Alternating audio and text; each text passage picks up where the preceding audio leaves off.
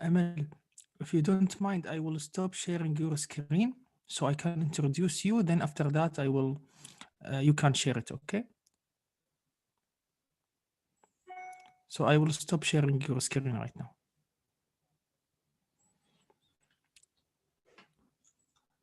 Emil, if you don't mind, I will stop sharing your screen so I can introduce you. Then after that, you can share it, okay? So I will stop sharing your screen right now.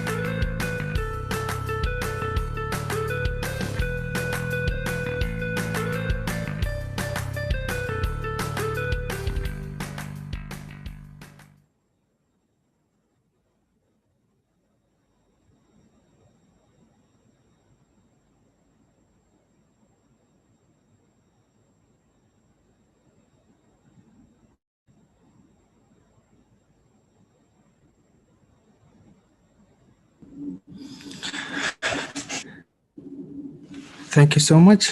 Give me a second, please.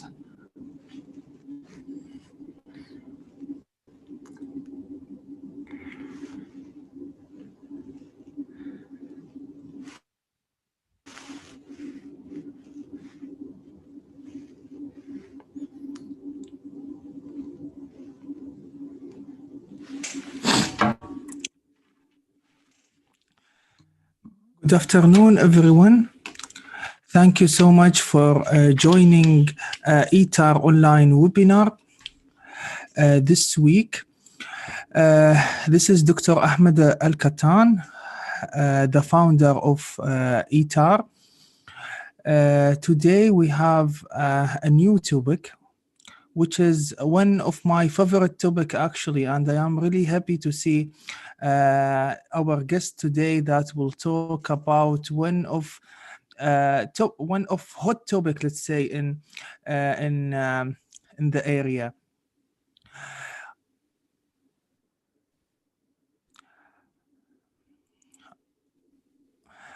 Our guest today is Amal. Amal is a corporate governance doctoral researcher and associate lecturer at Newcastle Business School, Northumbria University in UK. Before shifting her career to academia, Amal obtained her PSc honors in pharmaceutical science and accumulated 8 years of management experience and held positions such as managing director within pharmaceutical industry in Egypt.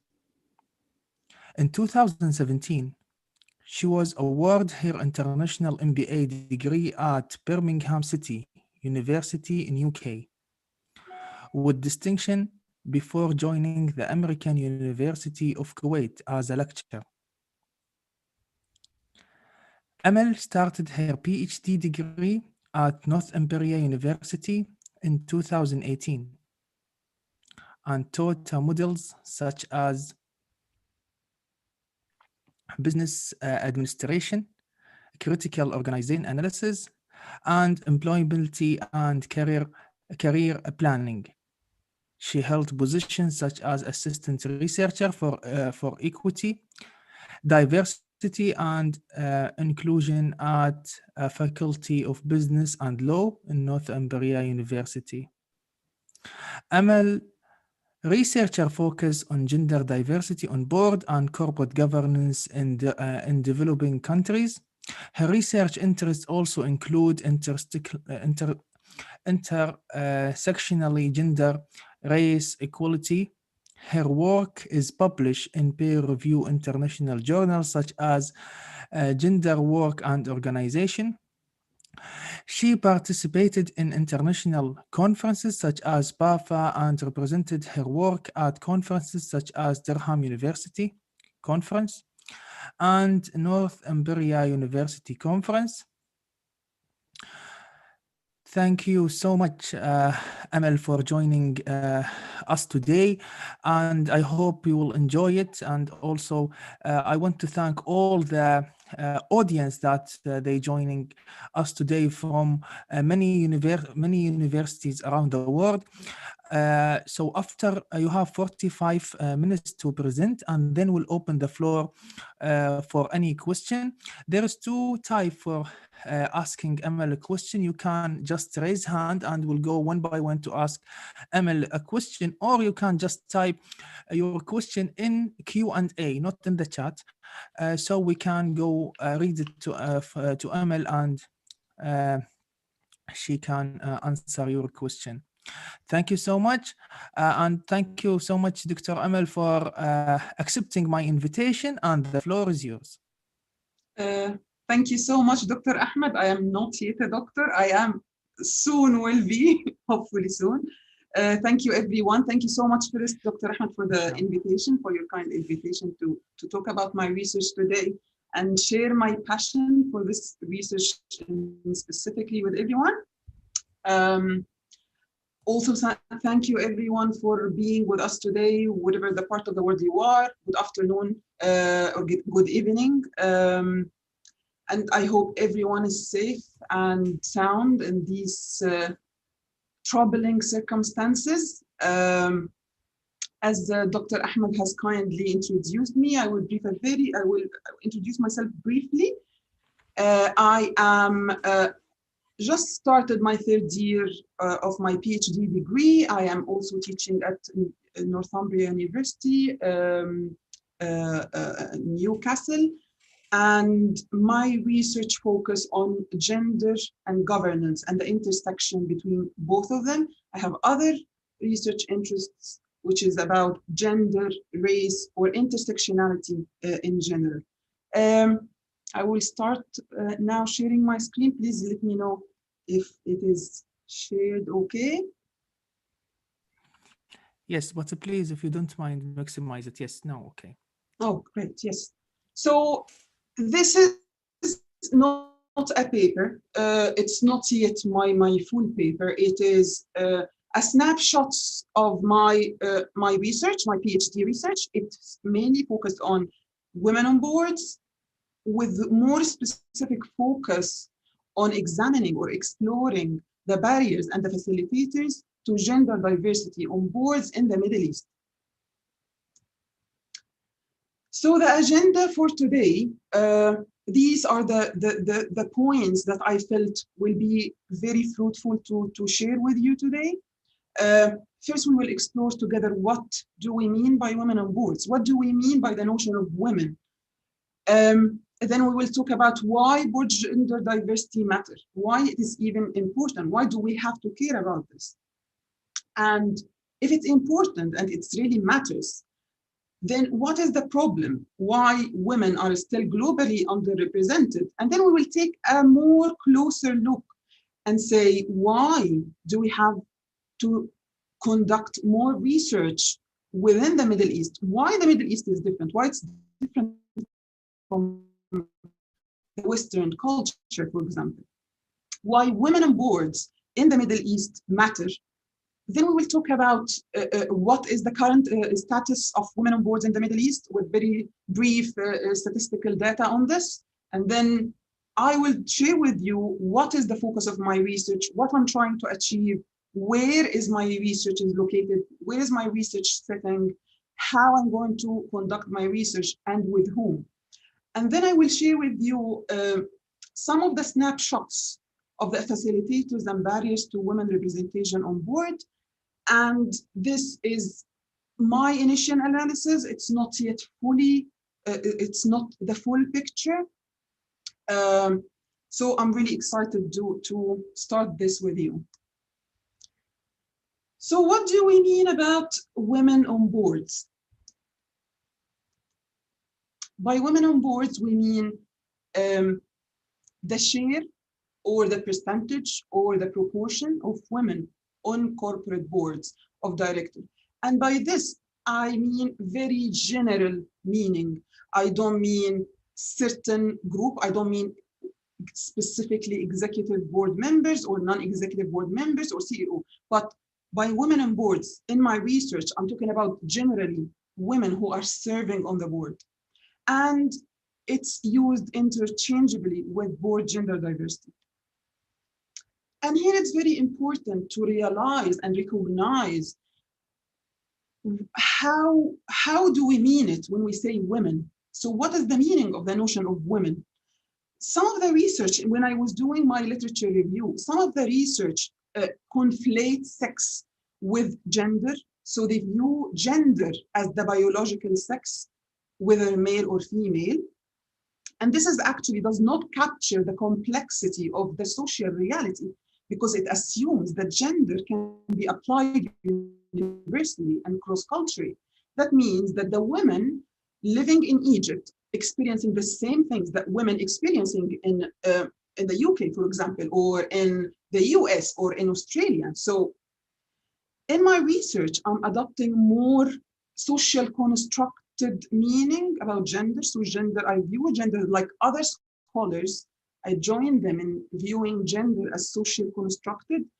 Therefore, it's embedded in the local social context. And this is very important to start with because this will influence what I'm going to talk about later on. It's very important when we're talking about women to say that they are not a unified whole or a homogeneous category. Women are different. And in doing so, in itself, the embeddedness of us as individuals and agents within our social and local context. So this takes us then to the next question, then why board gender diversity matters? There are, in reviewing the literature, there were two main lines of argument underpinning why do we have to care? Why do we have to increase the proportion of women on boards? And the first one of them is what's so-called the business case rationale. And the second one is the moral and social justice rationale. And we will start to talk about each one separately. So what is the business case rationale? From its main words, it argues that women are good for the business. Women have certain different attributes or characteristics that they bring to their boards, and they are beneficial for the boards. And this line of research is unfortunately the majority of the literature on women on boards. They statistically link the presence of women on boards or the proportion of women on boards and try to link it back on how this influences the functionality of the board of the director and the firm financial. So these are some examples of the empirical evidence supporting business case for women directors. In a very recent literature review for Kirch 2018, she found that the majority of the literature, out 200 something paper out of 325, mainly discusses this stream. So these are only snapshots. There are plenty of papers doing this. So they found, these research, empirical evidence found that women have significant positive effect on firm financial performance, and this is the reference. Others found that the presence of women on boards promote the accounting returns and the strategy involvement. Others, like Adams and Ferreira, very famous research in 2009, they found that women supplement the governance by their excelling in monitoring skills, more than they are tougher monitors than their male counterparts. Other research, like Cook and Glass, found that women strengthens the firm corporate social responsibility. These are more examples on how women are beneficial for the business. They decrease corporate opacity and information asymmetry. Therefore, they enhance the transparency. Women directors take less risk. They improve the quality of the board decision making. And women directors decrease agency cost. Then from this rationale, from the business case rationale, if women are beneficial for the business, if women brings a positive effect on firm functionality and firm financial performance, then we have to increase the proportion of women on boards. But yet we have to ask ourselves, is building solely on the business case is enough? In my view, it's no, because the evidence supporting the business case is mixed, contingent with the context. It's different from one context to another, and it's inconclusive. And these are some of the examples that found that women either don't have, there is no relation between the presence of women on boards or non-significant effect, or even at certain points, they have negative effect in certain studies. So these are the examples.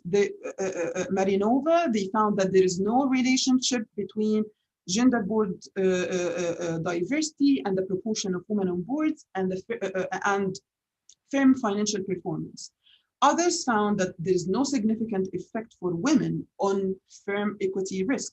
Others found that there is no significant effect on financial return and service quality. And I remember this study was conducted in the NHS here in the UK. The final example is they found that women have negative effect on firm performance and decision-making process in the boardrooms, impacting strategy change. Then this started to level more critiques against the sole reliance on business case discourse. Why? Because it employs rational economic reasoning to justify diversity as functional characteristic of the board.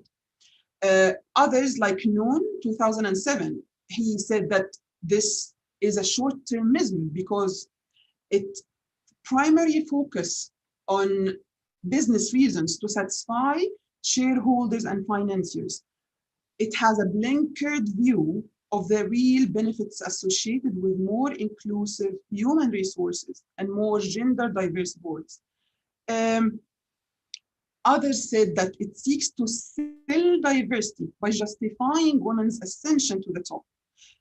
Others said, do we actually have to do the same for men? Do men require a business case to justify their dominance of boardroom spaces?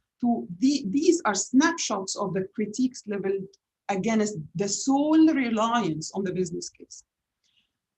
Then what are the dangers of building exclusively on this? It can easily backfire. I read so many papers who definitely just focus on this, but it can easily backfire because if we are justifying the ascension of women to board spaces based on these statistical evidence that links their attributes or the benefits, how the extent to which they are beneficial to the boardrooms and firm profitability.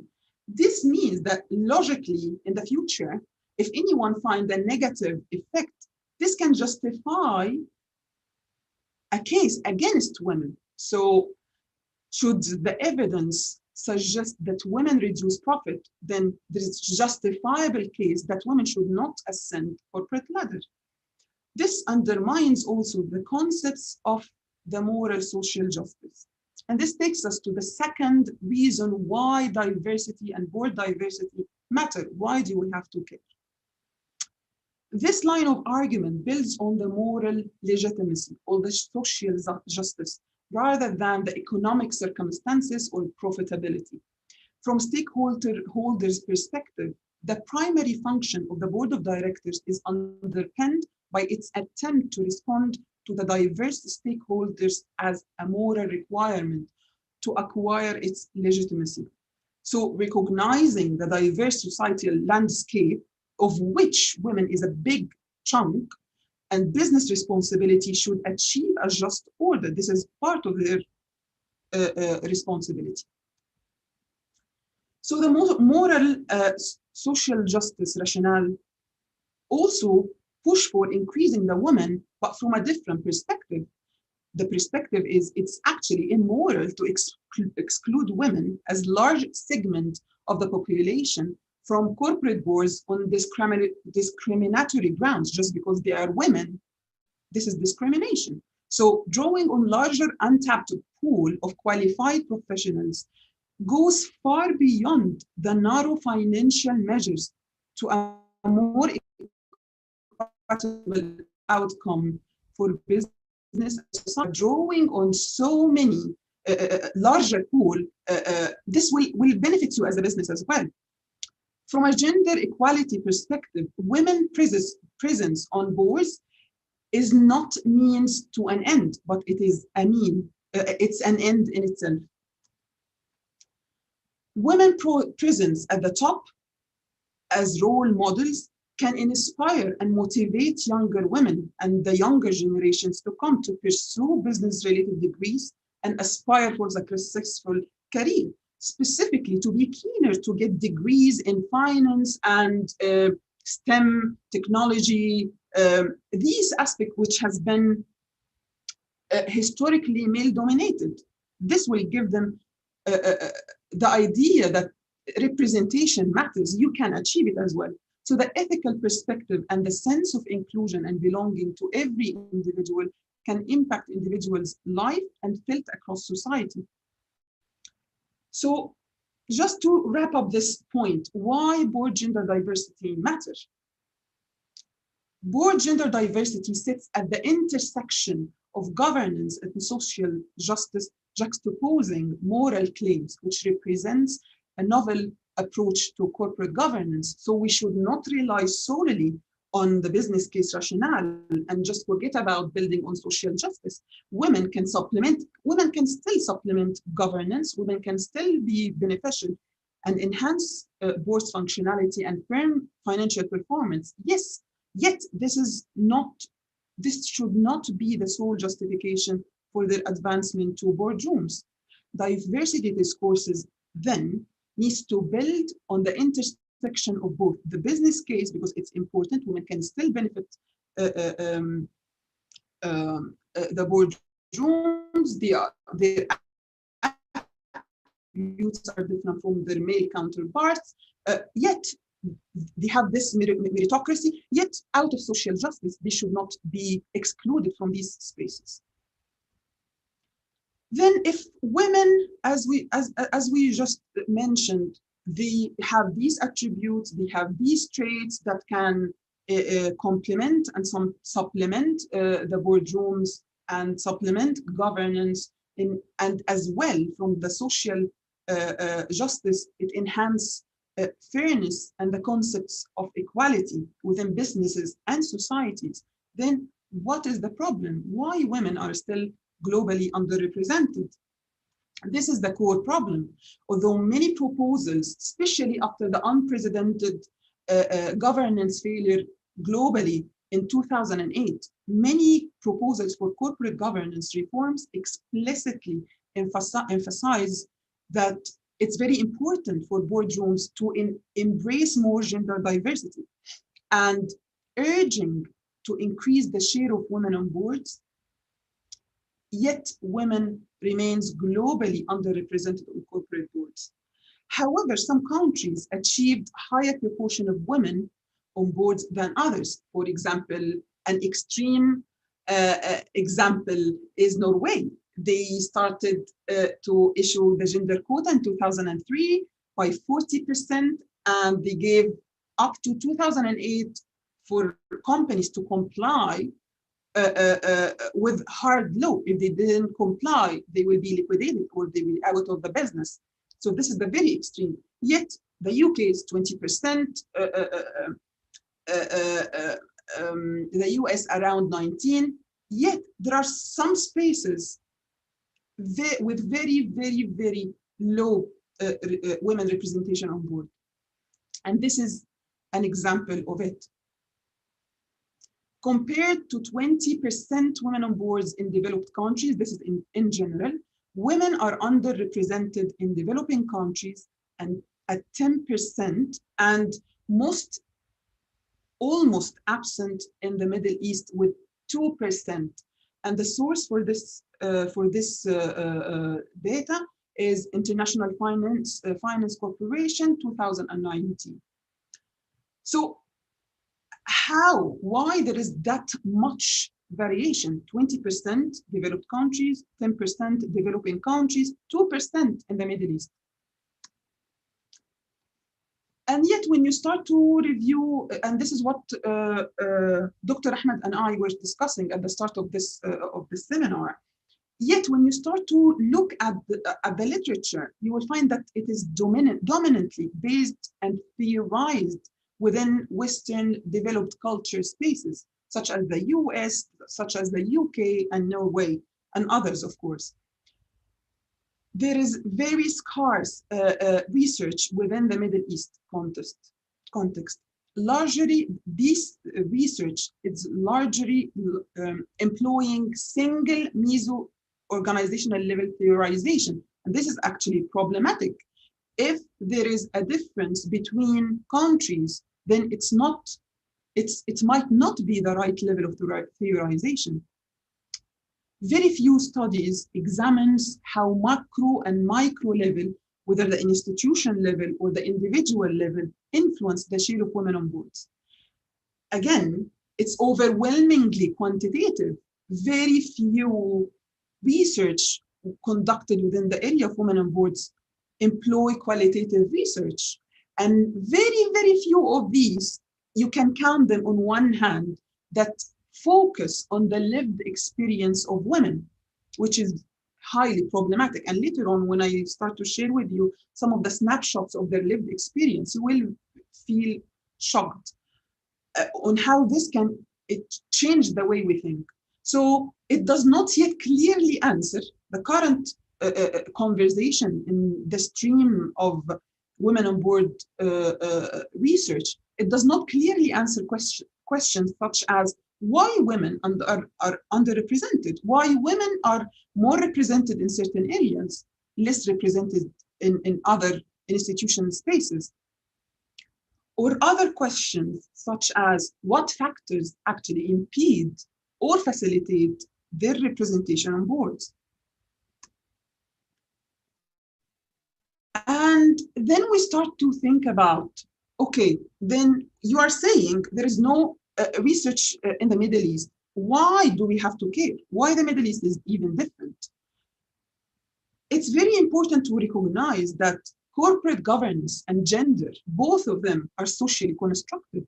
The institutional context within which organizations are embedded significantly impact the governance structure and practices, especially organizational gender dimension, because boardrooms embed themselves in the broader, this is from more institutional level, they embed themselves in the broader socio-economic political context, which are necessarily similar to the Western-based social financial, and economic systems. So this is very faulty to keep looking on the organizational level, because the institution level matters. The gender definition, the local gender definition matters. The national institution in which this organization is embedded is more or less supportive to women representation on boards. This explains, or this can explain, why corporate governance is different from one country to another, and why there is a big variation in the proportion of women from the developed countries to the developing to the Middle East. So what does this mean? This means that gender composition in organization, specifically in the boardrooms, should be understood as a direct result or a consequences of the wider context of gender relation and the embedded patriarchal power relations or domination and subordination within the wider context. Then why the Middle East is different? What makes the Middle East different? Again, why do we have to conduct more research in the Middle East? Social institutions, specifically in the Middle East, such as religion and the state, have compounded implications for women, which cannot be overlooked. These social institutions operate in a different way in other spaces, such as the developed countries, for example. So the state plays a prominent role in defining the gender ideology, and it enacts policies that affect the Middle Eastern women. These policies try to construct women as that their normal traditional space is to stay at home rather than to go for work, for example, let alone aspire to be a board member. The application, why this is there, because there is an application of Sharia law, which is the Islam law in the Arab Middle Eastern constitution. One of these is Saudi Arabia and Egypt, both have the same thing. They have Sharia law as part of the constitution. What is the implication of this? This suggests that the socio-cultural and legal context, they are both closely intertwined with the organizational process and individual outcome. Religion itself as a subcultural category defines the roles in national value system and reinforces the traditional gender patterns. This indicates that religion goes beyond a mere social or spiritual to play a prominent role in shaping the law and enacting legislation that regulate the differences between women and men. In that sense, the national institution framework and the application of Sharia law has legal rules that are maintained through the powerful state apparatus. This has, of course, compounded constraints on women because certain socially constructed definition will be embedded in their context and normalized, which can impede their aspiration to be in power positions, such as, of course, boardrooms. Let me give you an example just to put this in context. The Saudi Arabia or KSA state legally restricts women from interacting with non-kinship men, considering women as legal minors under the control of mahram. Mahram is the closest male relative, which constrains their employment and restrain their mobility, let alone them aspire to be board members. How this can influence their career advancement or career trajectory? Of course, this context will be different from, for example, the US context. This is more of an empirical evidence, and this empirical evidence from Jordan, a recent study in 2018, they find that the legal environment is reinforcing and maintaining the gender gaps in employment, specifically in the positions of power, through the patriarchal interpretation of Islam. So what they are saying in this study, Islam actually enforces equality, but it is the patriarchal interpretation of the society that maintain these traditional gender roles to sustain the status quo. So they find that key social institutions, as I mentioned earlier, such as the state and the religion, they influence the gender institution itself.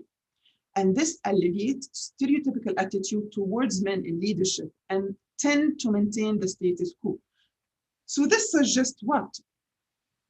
This suggests that women in this context face compounded structural barrier embedded in their context, which impede their career advancement and board representation. And this is why I found it very important to share with you how can we define the notion of women. Women are not coherent. The woman living in Saudi Arabia is different from the woman living in Jordan, different from the woman living in South Africa, different from the women living in Denmark. That's why it was very important to put this in the start. So what does this indicate? It indicates that women in this context in the Middle East, they cannot fully utilize their agency to control or to have more control or power or a say on their own career trajectory. And this is proven to be very true from the initial analysis that I will share with you shortly.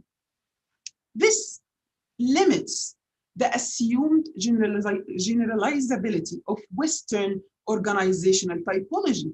That's why it's very important to contextualize any study within its embedded context. You cannot theorize and generalize from the Western because the Middle East is so different. Why researching then women on boards would be beneficial? Why is it even important then? As we said from the first two lines of arguments, if we're going to talk about the business case rationale, for example, these attributes, we said that women have these attributes and benefits that are associated with their representation on board. These attributes can benefit and promote the governance strategies and practices, especially that so many research found that the governance system is underdeveloped in the Middle East, and there's a lack of corporate control mechanisms. This is not merely in the Middle East, it's more broadly in the developing countries. This is the first line of argument. The other line of argument, from social justice logic, this can tackle the pervasive gender inequalities in this region, especially when the core difference between the Middle East and the West is particularly in issues related to gender parity and the lack of women involvement in politics and governance. And this has been called into question by international bodies like the United Nations and the World Bank, for example. What then is the current status of women on boards in the Middle East? And here I wanted to give you a little bit of a flavor before we dig deeper into my own research. I want to give you a flavor of how is it in the Middle East. So this one is from Lebanon, and the source from where I got this is International Finance Corporation report 2019. So the sample size in this report was 1,600 companies. It was a quantitative analysis. This is the down part is the quantitative analysis. I will go through the main statistics. Lebanon is actually doing very well. They have, compared to others that we will discuss soon. So 33% of these companies have one woman on board. 14% have two. 2% have 3 women, and 1% have 4 women. This is from Jordan. And just bear in your mind that this is a little bit not as early as the other one. It's 2015. So it's not, this is the most recent one that they have done. So they found that female representation in the boardroom is 22% companies have women in their boards, and 4% of these seats held by women in the listed company in Jordan. These are the number of the publicly listed companies with women on boards. 1 with 4 women. This is for more statistical, but let's focus on the main figures so we can compare them to the rest of the countries. So till now, Lebanon is leading. For Egypt, which will be the more focus of my research. For Egypt, if you check the first one, first the sample size is bigger than Lebanon. If we went back a little bit, Lebanon was 1,600 and 33% with companies with 1 woman. In Egypt, because both in 2019, so we can compare better, 25% with 1 woman. It means Lebanon has more boards with more women. 14% of the companies with 2 women, 5% with 3 women, 3% with 4 women. And Egypt is actually doing better here. The boards that have more than 3 or 4 women, it's higher percentage than Lebanon. And here I would like to give you a little bit of a flavor of what is the core of my research. What am I doing? So departing from single meso-level theorization, I'm employing a Bourdieu's concept of habitus, field, and capital. And I'm supplementing this with Connell's concept of hegemonic masculinity. I am adopting a relational multi-level approach that considers, as I said, the interconnected factors that facilitate or hinder women representation on board within the Middle East. My focus is on the Egyptian banking sector. So my aim is first to explore women's lived experience of the factors that serve as facilitators and barriers to the representation on board. And then I aim to situate this experience in the broader structure of Egypt to uncover the structural barrier or facilitator. But unfortunately, it's mainly barrier. So here, where is my research? As I said, my research is focused in the Egyptian banking sector. And here, a little bit of statistics to give you more idea about women representation in the banking sector versus other sectors such as public enterprise sector. The source of this data is from Women on Boards Observatory in 2019, and they stated that the total percentage of women on boards in Egypt is 10%. If you can see, the banking sector is doing a little bit better than the public sector enterprise. It's increasing, but if you looked at the table, it's a bit shocking because 43 women in the banking sector out of 290. So it still needs to be advanced. How I am doing this? It's mainly qualitative, interpretive approach. I'm employing interpretive phenomenological approach. I'm underpinned by Heidegger hermeneutic phenomenology. I have done so far 54 semi-structured interviews in 2 rounds of interviews. Those 54 interviews were great and amazing. I got the chance to meet 35 Egyptian women who are either directors or executive managers within the Egyptian banking sector.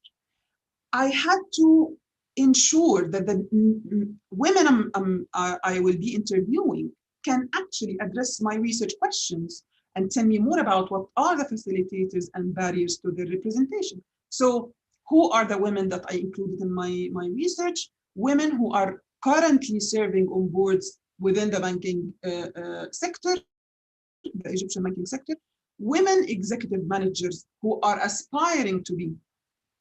And then this category will tell me more about what barriers they are expecting to face. The first category will tell me more how did they access the board. The third category is women executive managers who try to access the board, but they were not successful. Hence, they are not aspiring anymore. This category will give me more idea about what are those barriers that they faced. Of course, to access these, there are more details to tell you later on if you want about how I identified the last 2 categories. I'm just being mindful of time. I would like to give you more of the snapshots of the women's lived experience of the facilitators. So the first thing we will talk about, what did these women say about what facilitated their access to the board? What I included in the snapshots are mainly for all the women who currently serving on board, whether CEO, whether executive board member or non-executive board member.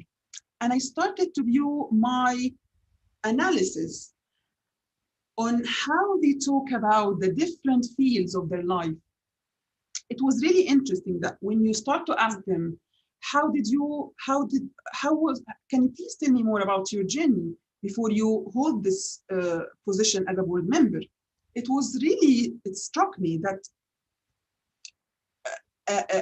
9 women out of 12 women, they actually talk about their childhood and how this influenced their sense of self, how this influenced their habitus, their lived experience. So the first thing was the field of childhood. They started to talk about how their childhood was a space or a field for eliminating the traditional gender role and stereotypes. I want you please to focus in this, because when we start to talk about the barriers, you will start to see the bigger picture of the conflicts and how these women, even in one country, are totally different. So one of them said, what helped me become a board member today is my upbringing.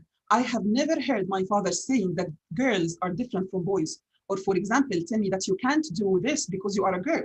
Neither do my mom, but he was always encouraging me. So consequently, I was raised to believe that I can do anything and I can do what I want if I want. My family environment gave me a feeling that it is normal for women to work. These are different quotes from different women. All of them are board members. My father believed that girls could be equal to boys. There is no difference between them. Even his friends were telling him that they have boys who were not treated like me. He told them, I have a girl who is worth 100 men. And that was very powerful, one of the powerful statements. And then one of the things that they talked about in the same field of childhood is their early exposure. One of them said, I was exposed very early due to the family consultancy work, and I was so young. I used to attend board meetings with board members and ministers. I was the youngest in these meetings, so that was one of the things that helped me, and I learned from this early exposure. Another one said, I come from a family of all bankers. On Friday gathering, while we're eating, and instead of gossiping about family members, we were talking about stock market, credit facilities, and guarantees. And then she started to laugh. I'm not sure if you know, but my father is, she said the name, and this person is a previous key public figure, very powerful figure in the banking sector. So I was raised in that house. I observed how he used to respond to the journalist. He was definitely a role model. And then they start to talk about their cultural capital and how the field of childhood and the early adulthood, how their elite education constructed their social capital. Again, those all are women sitting on board. I took the GCSE from Oxford, England at the age of 12. I graduated from the American University in Cairo, aged 17, and I took my PhD from the Hungarian Academy of Science at the age of 22. My dad was a PhD holder from the UK Sheffield University in civil engineering. He always valued education. He put me in, she said the name, which is an elite school in England, not to be dominant, but because my dad appreciated the value of education. So he put me in this school. I am proud to be a Harvard alumna. I am fortunate that my parents made the decision to invest in my education. I'm a graduate of the German school, and I am a graduate of the American University of Cairo, both bachelor and PhD, and with my master's from the University of Holland. And then when they start to talk about when they are growing older, they start to get married, and they talk about their extended family support and the childcare support they receive. Throughout my different life stages, I always reached out to my mom to help me with my kids. My support system was mainly my mom. She was literally my backbone in giving birth. She carried with me the childcare of my daughters because I was working. I was so lucky to have a good support system. My mom was helping me with the kids in case I came back late from work or traveled, because all of these things represent barriers to women. One of the support system in my life was my mother-in-law. Everyone badmouth their mother-in-law. Mine was different. She was helping me a lot with my kids. She even left her home and stayed at mine for months to support me. And then they start to talk about their marriage, the field of marriage, and their husband support. Again, please bear in your mind, because very few seconds you will see the conflicting reality for other women. My husband gave me a great support. He pushed me to start and finish my PhD. He always supported me, whether with my work or my kids. Of course, my husband is supportive. If he was blocking my way from the start, I wouldn't have continued, of course.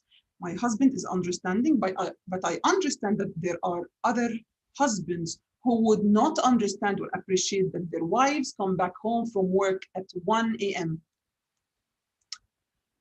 Here, they start to talk about the organization field and network and social capital. I know her. This is how they access the board. I know her very well. She was with me at the university, which is an elite university, and I know that she is someone who embraces change. I knew if I joined, I will have a voice, and this is very striking. But if it is another board, I would be digging rocks. My connection and my network are very broad because I worked with all the banks in the market, all the way top down.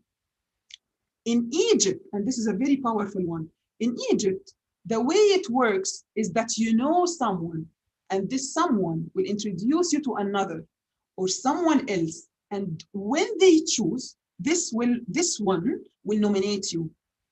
Another one said, while I was serving at X bank, he was the head. He knew me, and he witnessed during the Arab Spring how much I was supportive even as a person, because I was the one leading the business. So he was inspired to bring me as a woman. It is unique to be appointed as a chairperson in our industry as a predominantly male-dominated. Last point before we start to talk about the barriers. When they started to talk about the institutional field or the ecosystem as supportive to women advancement, it's all about the whole ecosystem. It starts with the president of the country encouraging women. It flows top down. The ecosystem throughout have to be supportive of women. Another one said, you see today women ministers. We have never seen like this before. It is happening. We have women in the House of the Parliament. Only recently, the Financial Supervision Authority, here more legal and regulatory part, she's saying the Financial Supervision Authority stated that all listed companies have to have at least one lady on the board. That is compulsory to have more diversity.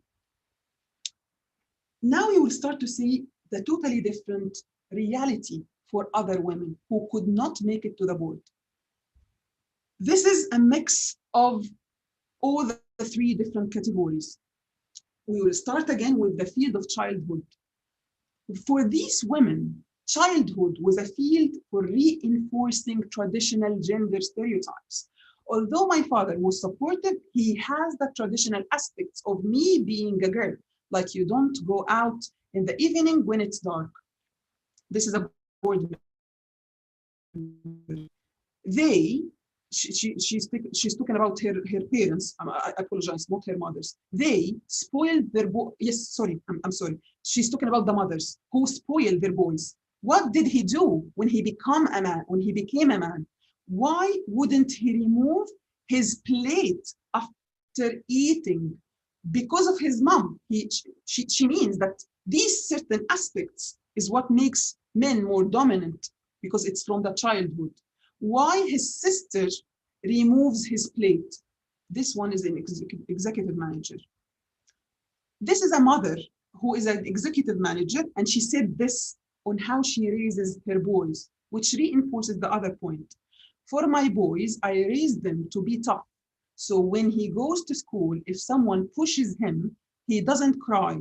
To have a personality, they will be men. Another aspect is the lack, this time, the lack of early exposure.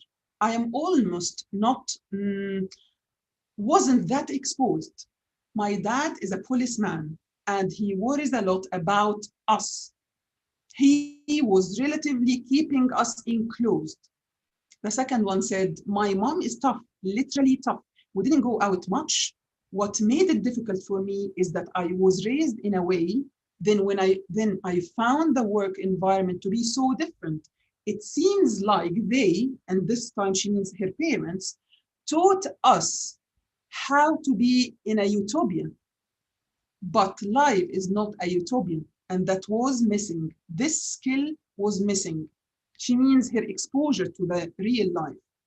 You feel like you are in an aquarium, and this one was very, very strong. You feel like you are in an aquarium and you are the fish decorating this aquarium. You've never been out to the ocean and interacted with the rubbish of the ocean. This one will reflect to you how education, those who afforded to go to elite education, others did not.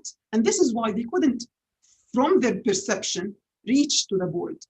They received state-funded education, which is perceived as less legitimate cultural capital. One of them said, one of the barriers that I faced when she was trying to access Chinese is that he wants you to be proficient in language, regardless your professional experience and banking knowledge. The most important thing for them is that you speak English very well. I live in Egypt. My language is Arabic. This is exactly how she was saying it. I live in Egypt. My language is Arabic, and I deal with Egyptians. And very rarely that I deal with foreigners. My education and my work, everything is in Arabic. The other one said, you are punishing me for something that's not related to me, especially the majority of people like us received Arabic state education, even since our primary education, unlike the new generation who have better education such as private education schools. They are very young.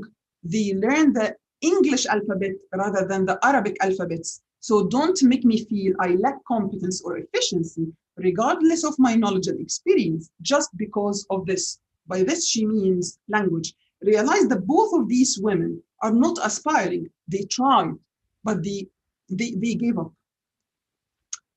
And then we start to talk about the field of adulthood. When you start to get married, in this case, some women had marriage and husband control.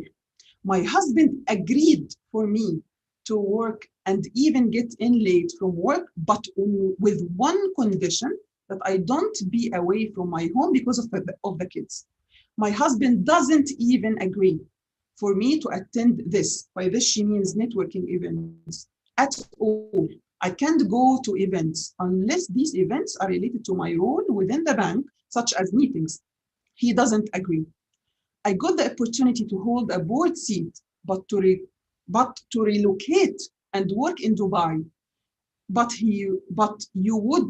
would you imagine, she was asking me, would you imagine that my husband would leave his work for this? Of course not, he refused.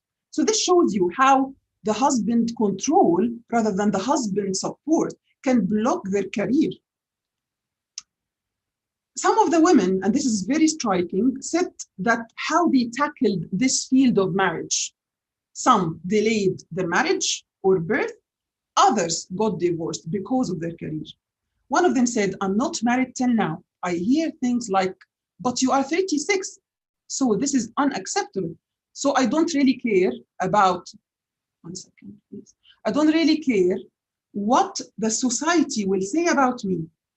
Another one said, I am 49 and I just freshly married. So throughout my life, I have been fully dedicated to my career. Only a year ago, I got married. But when I think and reflect back, if I was married and I have a husband and kids earlier than this, maybe, which I cannot judge. But when I see my colleagues and friends, so many of them opt out their career early on or postpone other things. So definitely this is an aspect to take it into consideration. She's actually a board member, this person. She means her husband, told me it's either your home or your work. Choose either of them. I chose my career, and this person is divorced. One of my friends decided not to get pregnant or give birth until after 10 years of her marriage because she wanted to achieve certain position before she stays at home to give birth. Then they start to talk about the barriers they faced on the organizational field, which is lack of network and social capital. To join the banking career, you must have a wasta. Wasta in Arabic means personal connections. To access boards, you need connections at high levels.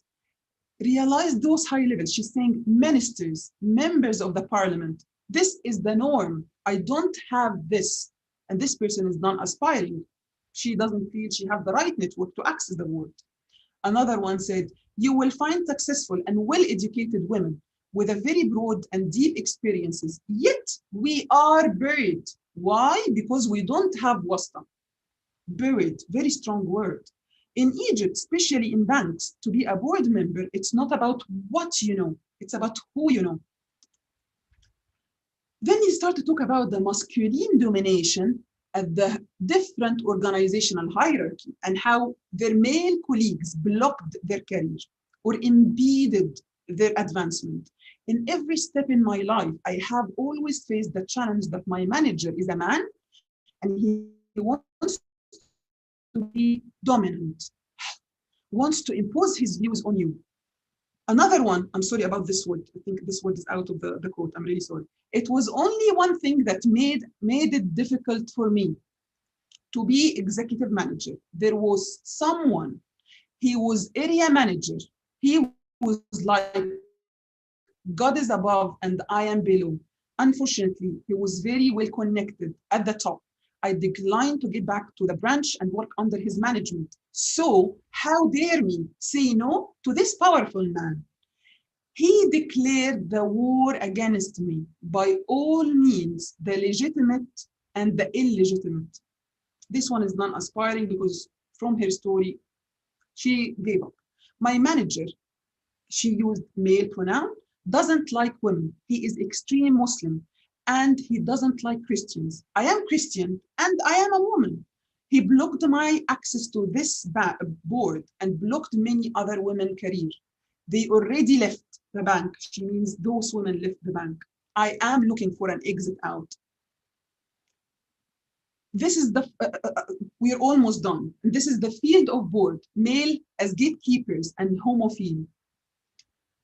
I fought to be on that board, not to be on board as much as a lady. I wanted to be a lady on this board. She kept repeating it. They, she means men board members in this board, did not want to have a lady to be on board. So I went there for election against 4 men. One of them went to the court and said this could not happen because I deprived them from the elections and that I am not a fit person, but they are more fit and they are more experienced. So I went to the court.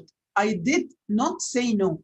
I got a legal case. It was very harsh and tough. Imagine they took her to the court just because she went to elections. Another one, and this is actually a board member now. As a woman, you are never the first choice. You are not always the first choice because if there are 2 there and they are both exactly equal with the same qualifications, you will definitely find there is a preference to appoint the man. She didn't say a man, the man. They feel more comfortable talking to men. They speak the same language. This is a board member as well. The other one is from a board member. If me, she's imagining that she's the man. If me as a man and a chairman who is going to appoint a deputy, and I have a man and a woman to choose between, if I don't have to get if I don't have to choose the women because I have to diversify, I will be more comfortable to have a deputy who is a man. The last thing they talked about in the barriers is the institutional system or the ecosystem as impeding women advancement.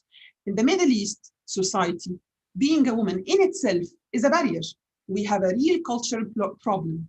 The same mentality of I am a man, you are a woman is there. Even if they deny it, they are liars. We are 100 millions women who are willing to challenge and resist the culture, to break the cultural influence. There is still so many places are yet to call for women. Women are not treated equally, for example, in inheritance. And here she brought things from the religion to reflect on. And this is a cultural barrier that needs to be addressed.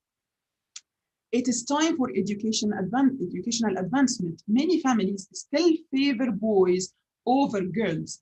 Boys are sent to schools and girls stays at home. Other one said, don't penalize me simply because you, as a government, failed to give me a proper education. The other one said, economy plays a role as well. The financial motivation, the cultural assumption that men are the only provider or the sole breadwinner is a misconception. So what are the concluding remarks? The concluding remarks are theorizing women on boards as socially constructed is particular. Fundamentally, when we analyze such contingent phenomenon as gender and corporate boards within a particular context. More specifically, when we're seeking to understand what facilitate or hinder women access to boards, it's important to acknowledge whether women occupational position or professional position is a result of their own preference, actions, and choices, or is it a consequences of a multi-layered structural hindrance? Thank you so much. I'm really sorry if I took longer than I should. This is my email if you would like to ask me for any question, if you would like me to send you the reference list, if you have any queries, please, this is my contact, and I'm ready now to take any questions. Thank you so much, Emil, for the interesting and informative subject. I really, this is my first time actually to hear about the qualitative paper about the overall and how the women on board feel or feel in different ways, and especially the last one, which is in pregnant and marriage thing. So we usually do the quantitative, so we don't know what they feel, just maybe in psychology when Yes, they talk about it, but not that is specialized, that you are talking to them, which has the lead in the company. So thank you so much. If you have any question, please just raise hand for any question, or you can write your question in the Q&A. Yeah, Dr. Awad. It's okay. Thank you, Dr. Ahmed. Thank you, Amal, so much. Can you hear me now? Yeah. yes. Okay. Yeah. So thank you, Amal, so much. It is really very interesting, and I know Ahmed also has investigated before the diversity in board. So just one question, please. How can we benefit from these results? How can we translate your research implications into action on the ground, in the real life? Okay, so for example, if you have the authority to change anything, okay, so how can you get benefit from your research in your work, for example? Thank you. No problem. Thank you so much, Awad, for your question. It's actually a very important question. And this is why, from the start, I chose to take this this approach, to take qualitative approach rather than quantitative approach. What is the name of your daughter? Her name is Salma. Say hi. Hi, everyone. Yeah. So this is why I felt it's very important to reach out with those women, because they will have lots to say rather than statistics or numbers. From there, we can define what are these routes where the government or the organization can intervene to tackle these things. So for example,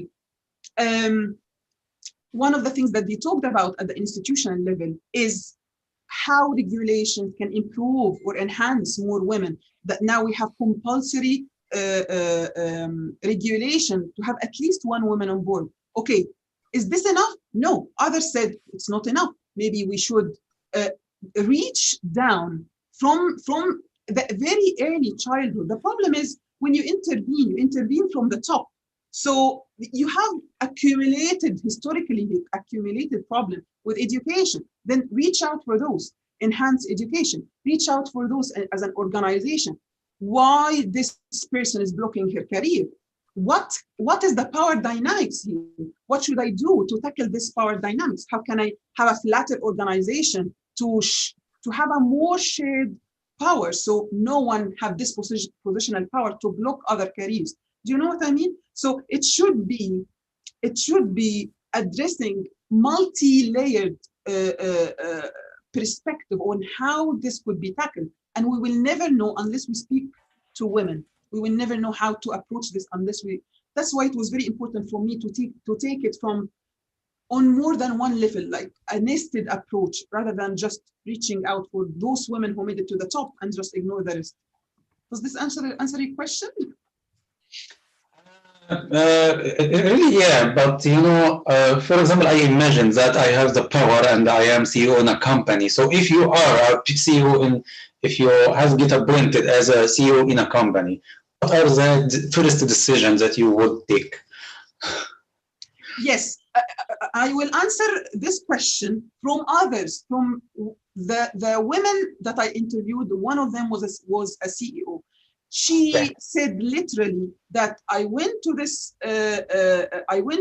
with an agenda to advance more women on boards. By the way, it's not about women and men. If you realized in one of the extracts, she said that he was my head of the bank. He appointed me. It means when you have this awareness that you need to advance women who actually doing great in their work. When you have this awareness, when you build this awareness as CEO, when you reach to this high or the top of the hierarchy, you will be able to bring more women on your board. Yeah. Okay. Thank you so much. Thank you so much, Dr. Awad from University of Portsmouth in UK. Thank you so much, Dr. Awad. There's a question. Dr. Goberg from American University and Middle East in Kuwait. Yes, Doctor. Your mic is mute. Assalamu alaikum, Doctor. Alaikum salam, Doctor. Dr. Emel, or although you don't call yourself doctorate, inshallah you will get your title soon. I hope so. My question is this: for example, have you ever considered the effect of gender on the wage gap or the salary gap? For example, did you ever discuss this issue with the interviewees you have? Thank you so much for this question. This is not actually this is not where I took my research. Yet one of the board members, she was saying that as board members, we get paid the same. So but she is the only one out of the 35 women who indicated the pay. She said, as women and men, we get paid the same, but the dynamics within the board is different. She meant by this that they have more powerful voice than her. Again, these are perceptions and these are their reality. But to answer your question, this was not the angle from which I was examining or I was investigating. My investigation was mainly to ask them, what are the questions, what are the facilitators and barriers. But of course, this is a great angle, and also, I think that would represent a great future research. because I am coming from a working class family, my mother used to work, and she's still working, by the way, at the age of 65. Maybe, for example, in the board options or the board bonuses, maybe there can be some differences. I don't know the context of the details in these countries. For example, I am working in Kuwait, but the details of how the salaries are decided, how the bonuses are calculated, or they are rewarded to the members and the top managers, if you like, for example, this can open a very good research opportunity for you. Not for this one, of course, but for the future ones.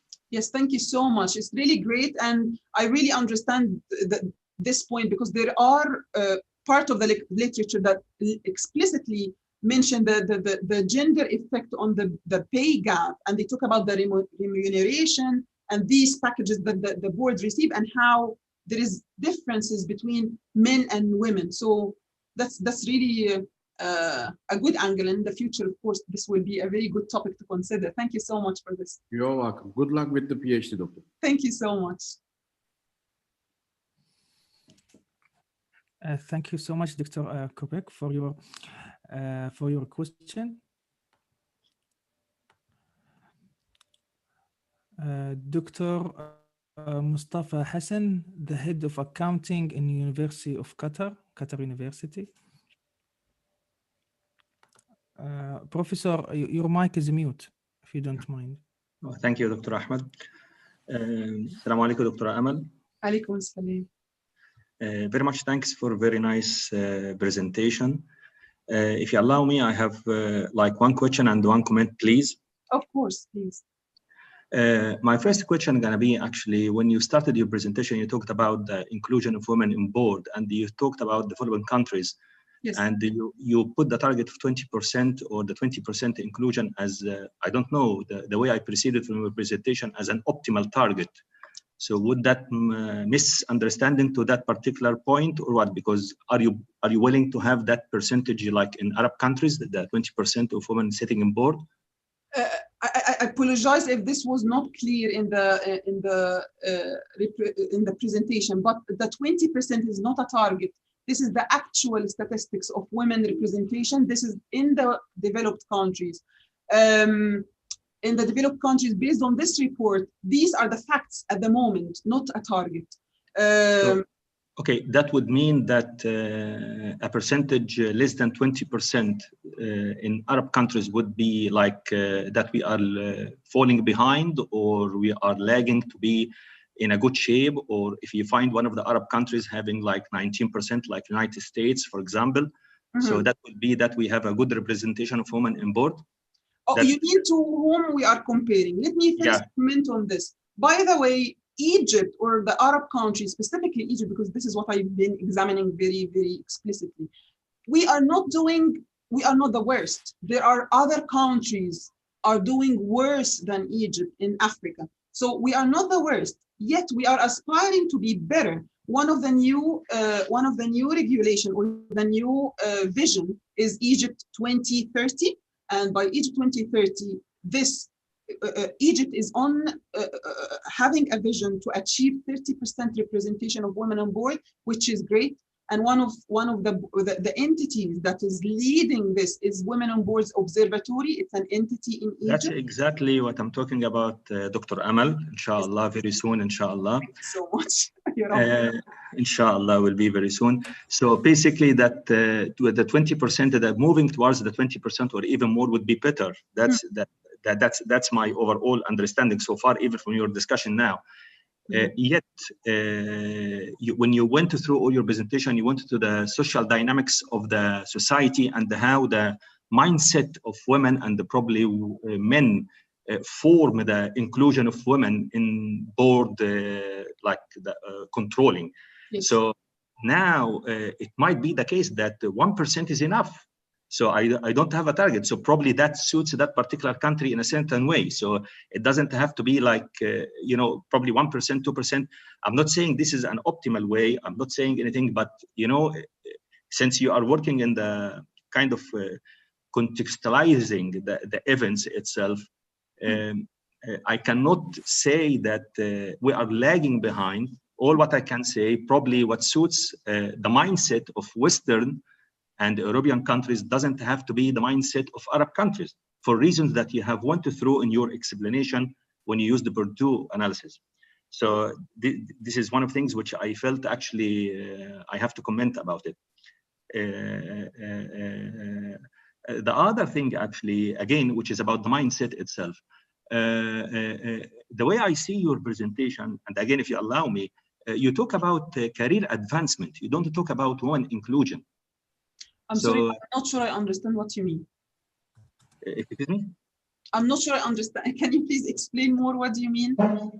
Because you talk about since we have a very good representation of women in boards, yes, in Egypt particularly, so they are represented. But most of the discussion that you talked about, you talk about the career progression itself, how they would like to move from certain position to a better position, from a certain level to another level, and they want to up to the CEO or people or women sitting in board. Mm-hmm. So all the interviews have been conducted with women actually sitting on board, or they are actually women in different organizational level. So yes, as I mentioned in the inclusion criteria part, I have interviewed 35 women. 12 of these women are women who are sitting and serving on the board. So 12 of these women are sitting on the board. But yet, if I want to know the barriers, yes, they will give me some of the barriers, but I have to go a little bit down. That's why I interviewed executive managers who are on the verge to be, like they are closer to the board of directors, for example, than those in the middle or junior management, for example. So that's why it was important to go down a little bit down to the executive management level to understand what barriers these women are facing or expecting to face in the future to be included. Being on the board is part of the career progression, is part of the career advancement. So, but I'm taking it from the top. What was, as I said, what was striking when you start to ask these women, how did you become a board member? They start to contextualize and embed their experience in their childhood, in their education, and how their fathers played a role in giving them a good education, how their mother helped with the child care. You know what I mean? I didn't direct the question. That's the reason why this data is great, because it shows that it's not merely an organizational problem. You know what I mean? Yeah, exactly. I know what you mean, because what you presented qualitatively is a very rich data representing the reality of and Egypt in general. But let me conclude with one last question, please. How many persons have you interviewed to get those interviews? How many actually women have you interviewed? As I said, I interviewed 35 in total. I've done in total 35. Okay. Yeah, I have done a small scale study at the start. Before I start collecting my actual data, I have started a small scale study with 4 women, and then I have started my real scale, my big scale, with 35 women. So if you're actually asking about the total women I interviewed, so it's 35 plus 4, which is 39. But those involved in my final sample size are 35 women. All of them on board, Amel? All of them on board? 12 of them. 12 of them are on board. What about the rest? Sorry? Go ahead, Doctor. Sorry. Can I, because I'm interested in the topic, Dr. Amal, and I'm doing qualitative research, and I'm just, if you allow me for one more question, please. Oh, please, no problem. So, what would be your I can see where you come from, and you would like to argue for social aspect of women inclusion, not only. But yes, okay. Yeah, in addition to the the utility function of having the benefit of having women on board, there are some social aspects that actually facilitate or hinder the process itself, or hindering having women on board. But I'm actually looking at what would be, given you are, I'm not quite sure which stage in your PhD, but what you're going to conclude actually. Are you apply Purdue and habits and mode of, so what you actually going to be your end, end conclusion out of this? Okay, as I mentioned, I am in my final year of my PhD, so I'm not an early stage at all. I have my data, I'm in my final year. I started my initial data analysis. My final conclusion would be a theoretical contribution. One of these theoretical contribution, which is very early stage to say this now, I'm not sure if this will be the case by the final stage of the analysis, but one of these one of these theoretical contribution would be that the social capital can actually transfer. So in Bourdieu's concept of capital, he assumed that the social capital is inherent on you as an individual. You build this social capital, you gain this network. But in Egypt, because of the difference in the power, the power difference between individuals and the concept of wasta, you can actually transfer your own power as a social group to someone else to help them advance or access the board. This is one of the things that the women said. This was not the case. Another thing that from the initial analysis again is when he started to talk about the symbolic power, he started to say that the symbolic power is inherent mainly for men. They have this symbolic power that is lacks in women. Yet one of these women, as I mentioned, her father was a very key public figure.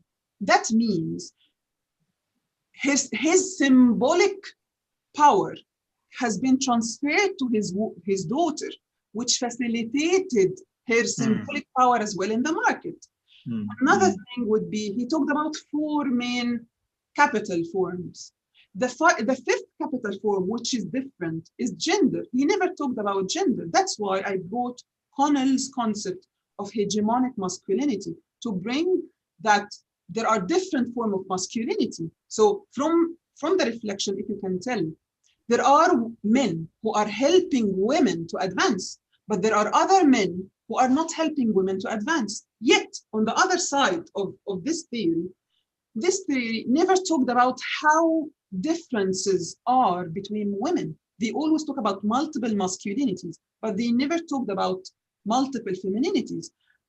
From witnessing or reading women's experiences, some of them are very resistant femininity. Some of them have performative femininity. Some of them have bargaining femininity. So this is a flavor on the theoretical aspect that my topic will be contributing to the body of the literature. Thanks very much, Dr. Amal, and sorry for many questions that I raised, and just a matter of my curiosity to understand many aspects. Thank you very much. No problem at all. No problem. Thank you for questions. Thank you, Professor Mustafa, for your comments, and I really encourage you, Amal, if you want any question, you can. Professor Mustafa, he is very helpful, and he is specialized in qualitative. So I think he's the perfect person to ask for any qualitative Thank you, Dr. Ahmed. research. And appreciating your comment. You are my close friend. Thanks very much. Thank you, Dr. Ahmed. Really appreciating it. Thank you. Thank you so much. Thank you. Is there any other questions? Are there any women in here who would like to ask any questions? Yes, there is. Dr. Lubna, and then Dr. Fatima after Dr. Lubna. Great. Yes. Hello. Hello. Can you hear me? Yes. I want to congratulate you on what you're doing, because it's hard to understand about the Middle Eastern context regarding women.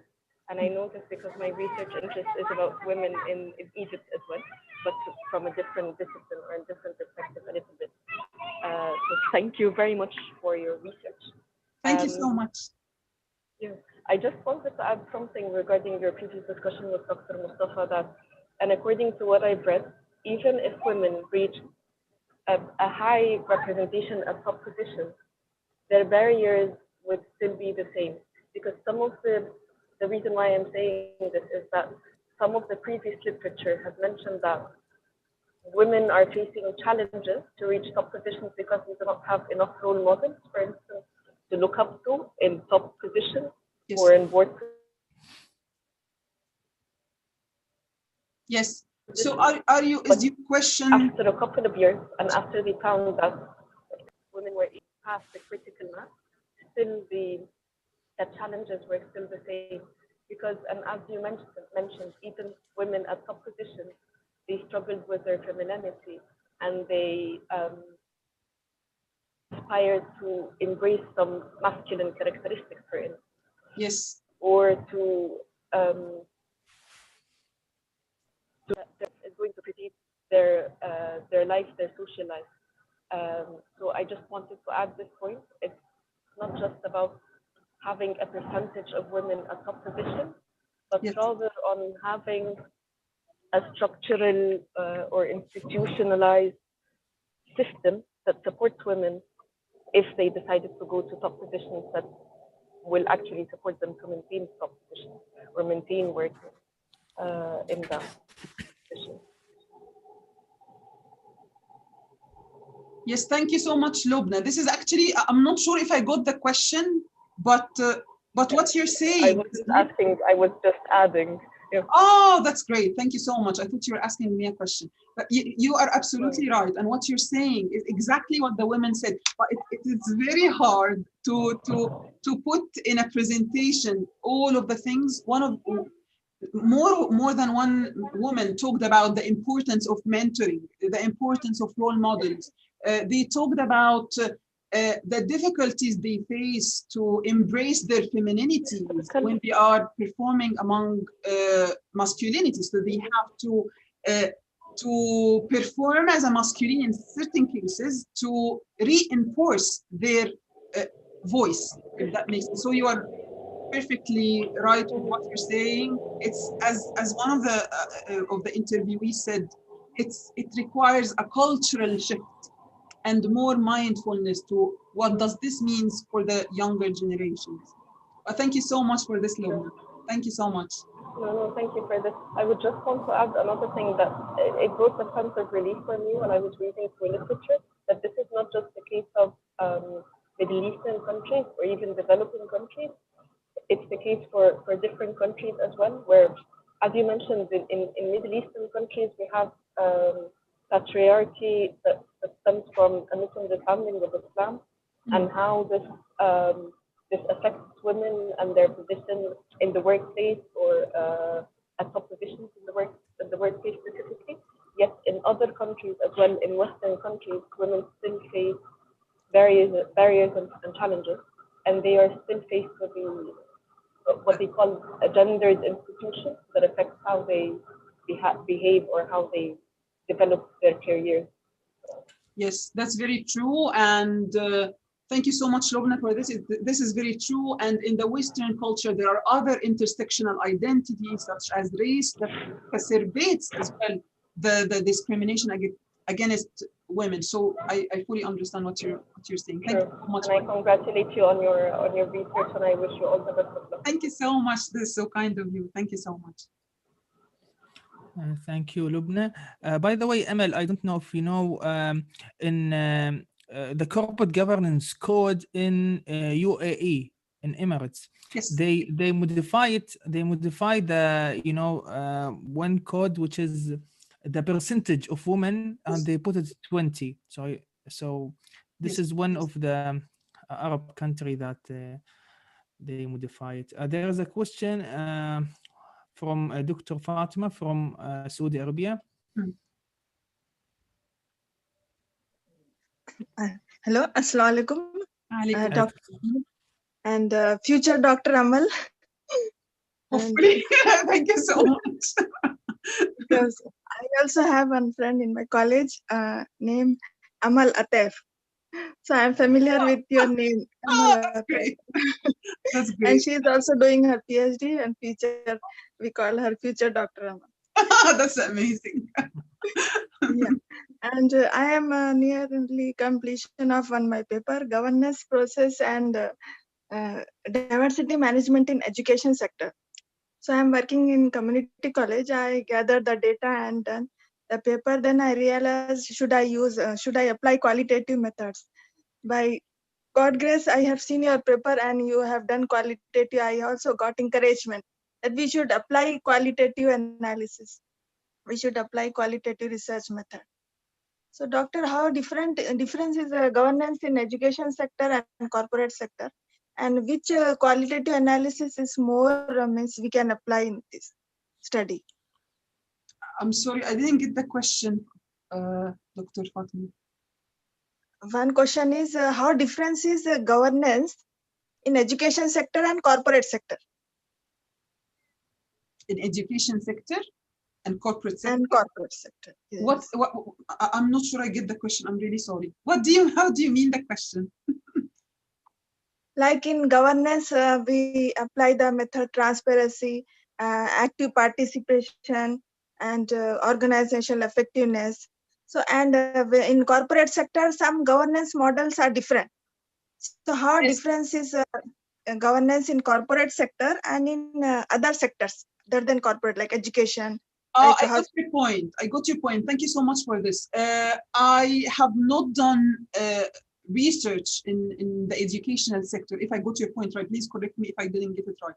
But from what I'm understanding, you're asking me if there is a difference in the corporate governance structure between the educational sector and the corporate sector. I have not done any research in the educational sector, so I cannot answer this question, I'm afraid. My research mainly around corporate governance, not even within any sector, within the banking sector. So I'm afraid I can't answer this question. It's out of my knowledge. And the next question is qualitative method. Regarding qualitative method, yes, which methods we can apply? Means like face-to-face interview. This one, the methodology that I'm applying, originally, my research was supposed, like I took grounded theory approach, but then I found out, no, this might not acknowledge the lived experience much. So that's why I shifted to phenomenology, and in specific, I'm doing hermeneutic phenomenology, and the name of the approach is called IPA, Interpretative Phenomenological Approach. And if you would like to read more about this, the reference is Smets, Flowers and Larkin, 2009. And if you would like me to send you the reference, you can please email me and I can send you the link to the book so you can have more idea. This one is called IPA study. Thank you, Dr. Amal and Dr. Thank you. So we are not there next year. Now only we'll tell Dr. Amal. Thank you so much, Dr. To be, inshallah. Inshallah. Thank you so much. You have given me an idea. I have to do this new approach. Thank you, ma'am. Oh, no problem. Thank you so much. Thank you, Dr. Fatima. Thank you so much. Going to the last question from Dr. Imad Mohammed. He asked about thank you so much for nice work and really impressed. My question is, can you elaborate more in the role of a regulator, for example, in Egypt, in enhancing the representation of women in board? For example, the Malaysian Code of Governance suggests the boardroom in different organizations to have at least 30% of women board. Yes, thank you so much, Dr. Ahmed, for this question. This question is very vital. And in the second section of my thesis, this will be addressed on the role of institutions to support women and their advancement to access board seats. One of the things that Egypt did, for example, which was good, one of the examples that you have kindly mentioned as well, Dr. Ahmed, how this is embedded in the constitution. So in 2016, Egypt added a new thing in the constitution, which is 25% representation of women within the parliament. And they added a new thing in the corporate governance code, which is that the board of directors should embrace more gender diversity. They didn't specify the percentage, but this is something good. One of the other things that could be embedded in the regulation, which was just issued at the end of 2019, was a compulsory appointment of at least one woman in the listed companies in Egypt. So the regulator does have a role to play in advancing women. We're not saying that it has to be something like compulsory, but stepwisely, they are taking incremental steps, which is good, which is positive, to advance women on boards. Does this answer your question, or would you like me to elaborate more?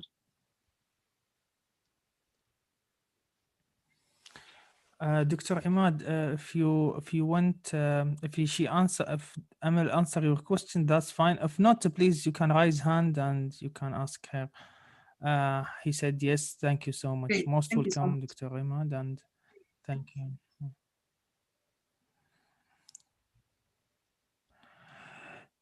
So we arrived to the last part of our webinar. If you have any last comment or word, Amal. First, again, thank you so much for listening. Thank you so much, Dr. Ahmed, for inviting me. It's lovely. It's the first time, by the way, to share my initial analysis with others, which is I'm really happy that this is started to happen. It means that I'm advancing actually in my PhD, which is great. Thank you for the opportunity. Thank you everyone for listening. Thank you so much for the lovely encouragement and the great questions and suggestions. Please stay safe and take care of yourselves, and thank you so much. That's it. Thank you so much, Dr. Amal, for accepting my invitation. And also, I want to thank all doctors and professors around the world that joining us today in this webinar. And I put in the chat all my accounts that I will announce the next webinar on those accounts. Thank you so much, and see you next webinar. Thank you so much. See you, Amal. Thank you so much. Bye. See you. Bye. Thank you. Bye.